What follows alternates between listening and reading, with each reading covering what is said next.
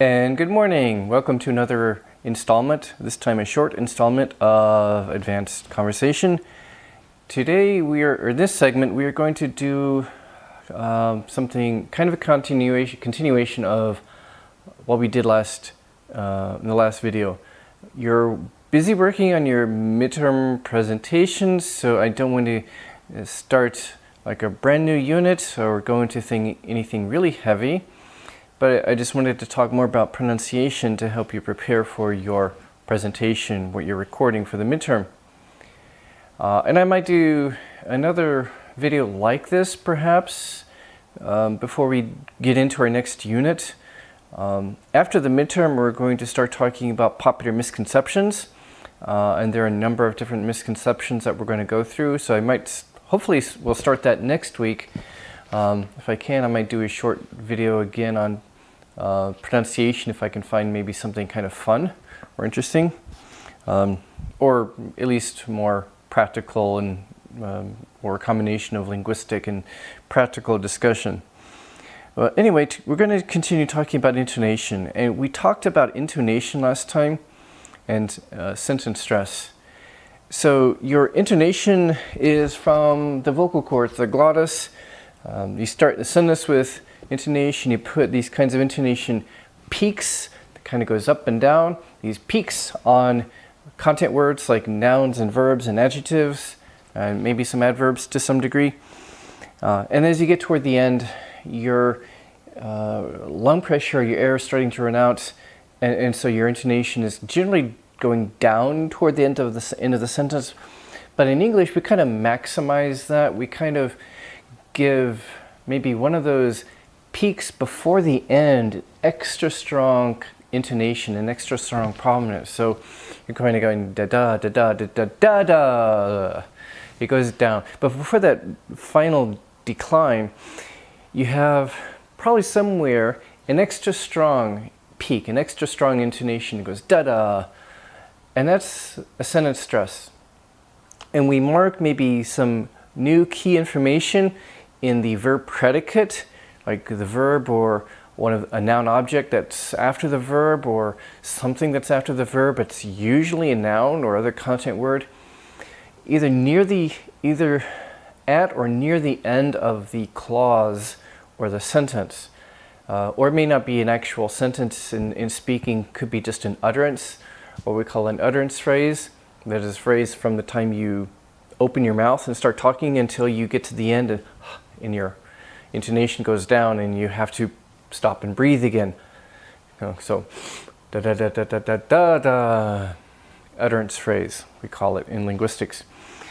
So I want you to listen to an example from TED.com. I mentioned last time that you can practice from examples of good speakers, and there are lots of them on TED.com, and you can follow along. You can probably get the subtitles from YouTube if you know that in the bottom of the YouTube video, like down there's a little thing you can click to turn on the subtitles. You can select the language. I recommend that you listen to it in English to improve your English, of course.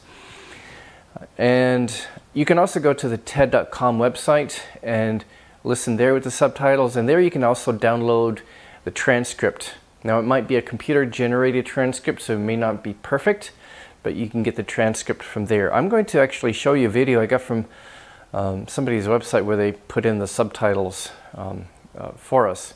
It's probably from the TED.com site. On TED.com, one of the most popular videos is a British guy. He's a British education professor, retired education professor named Ken Robinson. And there's a famous talk on TED.com called Do Schools Kill Creativity? It's a fascinating, thought-provoking talk. I really recommend that you listen to it. It's a great example. His ideas are interesting and his speaking is really good. Now, he tells a lot of jokes, and you may not get the humor. Some of it's really cultural humor. He speaks pretty fast and with a British accent. You may not be used to that. You can slow it down on YouTube. Let me get a keyboard. Okay, so here's a keyboard. So you press the shift key and the kind of the comma or the less than sign, I think, this one, and you can slow it down. It slows it down about 25%, I think, and you can speed it back up by pressing the Shift and comma key while your mouse cursor is kind of like on the video itself. You can press, so you should be able to press spacebar to pause it, but sometimes that doesn't work and it scrolls you down. So you can always press K. K pauses it. K stops. You want to pause, play, and then continue play. Press the K. You press J to kind of go back a few seconds. So with J you can jump back a few seconds. With L you can jump forward a few seconds. And I think you can press comma in period to go back and forward, maybe like individual frames, frame by frame, go back, if you want to do that. And you can press H to get a list of various other keyboard commands. So there are these keyboard shortcuts you should know in YouTube. I want you to listen to this guy first. I'm going to play a segment. It starts at around 11 minutes. And you can slow it down if you want to listen to it on your own. Listen to him and listen to his intonation and what words have maybe a higher peak, a higher, stronger intonation than other words in the sentence. I want you to listen to him and find the words that are more stressed, that have a higher intonation than the other content words. Take a listen. Now, our education system is predicated on the idea of academic ability. And there's a reason. The whole system was invented around the world. There were no public systems of education really before the 19th century. They all came into being to meet the needs of industrialism. So the hierarchy is rooted on two ideas. Number one, that the most useful subjects for work are at the top. So you were probably steered benignly away from things at school when you were a kid, things you liked, on the ground you would never get a job doing that. Is that right?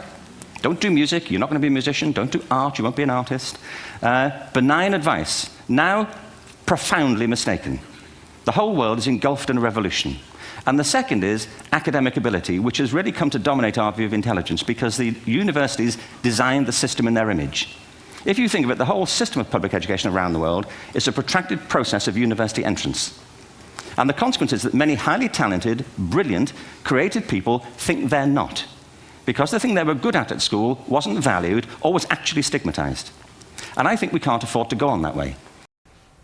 Okay, so did you notice how in about every utterance, between breaths, it could be a clause, it could be a sentence, it could be a clause or part of a sentence, or if sometimes it's not a whole grammatical clause or sentence, it's just an utterance. Sometimes he says maybe part of a sentence and he takes a breath, but within that utterance, there's at least one word that's got more stress. Did you notice that? More often, it's maybe a key new idea, a new word in the predicate or toward the end of a sentence or toward the end of a clause or toward the end of an utterance. And occasionally, though, he, of course, puts special emphasis on some other word because he's putting special stress, special emphasis there. So good speakers use sentence stress and intonation that way. It carries the meaning forward. It makes it easier for people to follow the flow of ideas.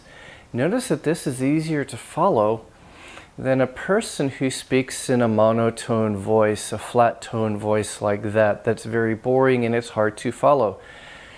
The intonation helps mark key ideas. This is the key idea of my sentence. My sentence is really about this concept, this word, this thing.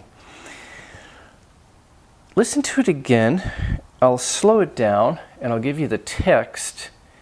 Listen to it again and follow along and try to find the words that are more stressed than the others.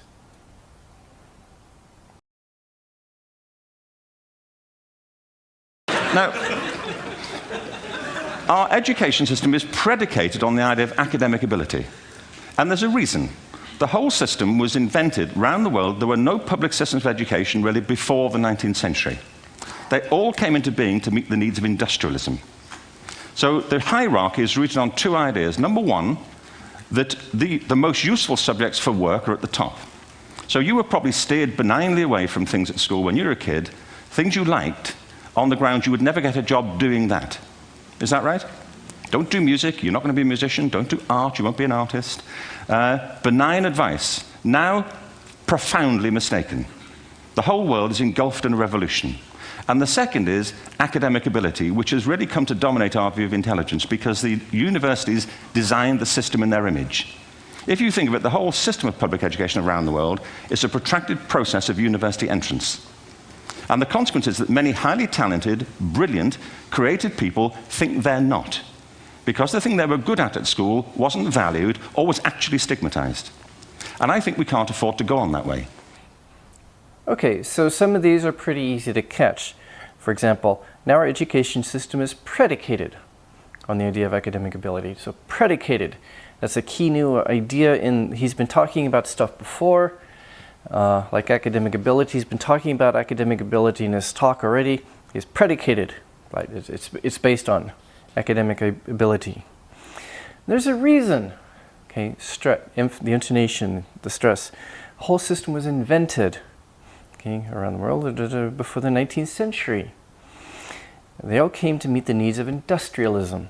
So the hierarchy is rooted on two ideas, so clear stresses. Number one, so he's going to put special emphasis, number one, da, da, da.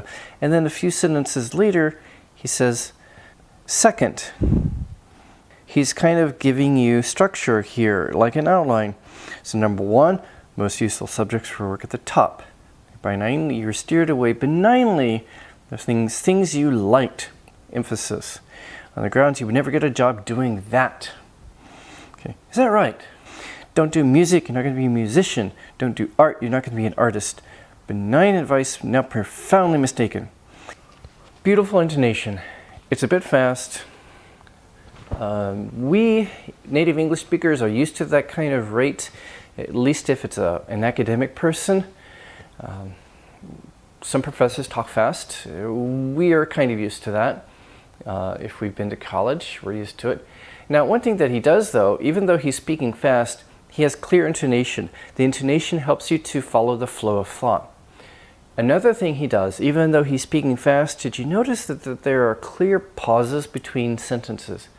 He gets to the end of a sentence, there's about half a second to a second, at least, a clear half a second to a second of a pause. It gives you, the listener, a minute to process what he has said, the past sentence that you've just heard, and then combine it with what you've been, the meaning of the whole thing before that. You process it and understand, oh, okay, that's what he means. So each sentence has about a second of a pause. And so good speakers do that. Even if they talk fast, they will, hopefully, if they're a good speaker, pause. Now again, talking too fast is not good for presentation. Don't talk too fast, don't talk too slow. A natural pace, a natural speed with good pauses, clear pauses between sentences. Now less experienced speakers speak fast because they haven't planned their talk. They're not used to talking. They don't know how to plan and manage their time.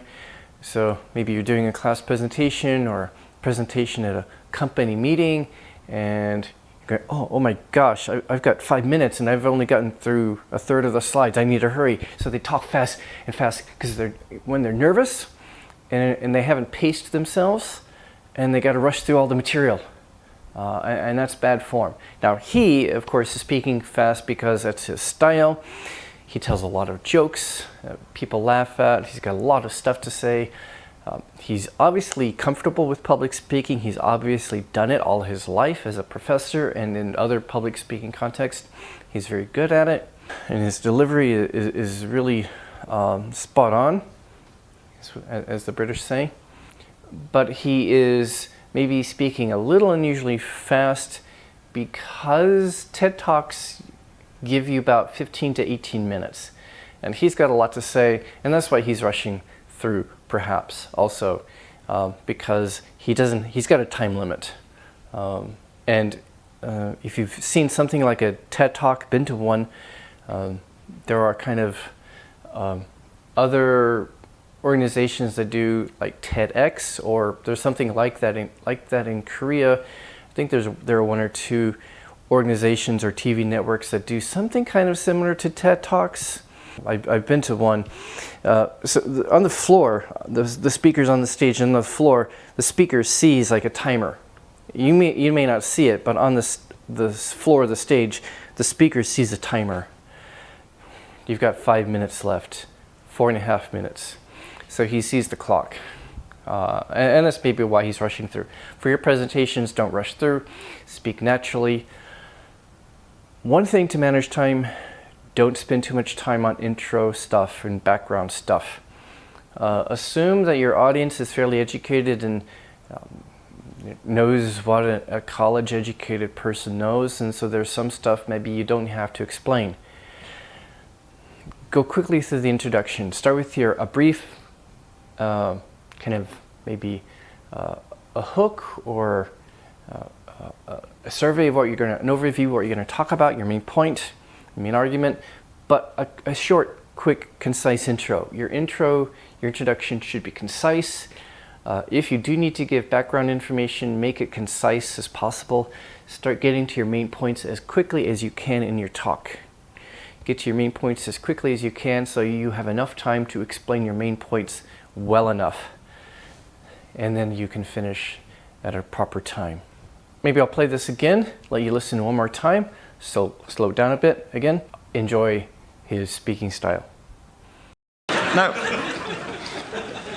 our education system is predicated on the idea of academic ability.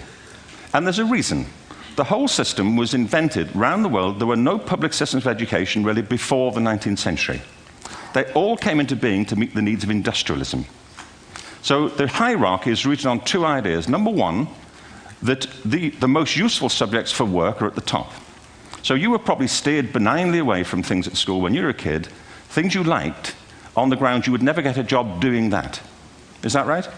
Don't do music, you're not going to be a musician. Don't do art, you won't be an artist. Benign advice, now profoundly mistaken. The whole world is engulfed in a revolution.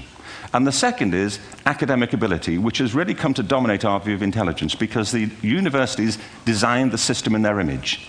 If you think of it, the whole system of public education around the world is a protracted process of university entrance. And the consequence is that many highly talented, brilliant, creative people think they're not, because the thing they were good at school wasn't valued or was actually stigmatized. And I think we can't afford to go on that way.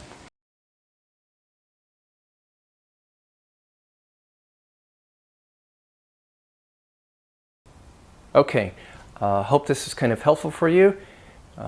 We might do a little bit more later with things like intonation and rhythm in English, some interesting examples. But for now, I'm going to let you go. Good luck on your midterm presentation preparation. Looking forward to some good presentations in the LMS. Video as much as, if at all possible, a video file of any kind, as long as the LMS can handle it. If the LMS can't handle it, send it to me somehow, some other means. Good luck, and I'll see you later. Goodbye.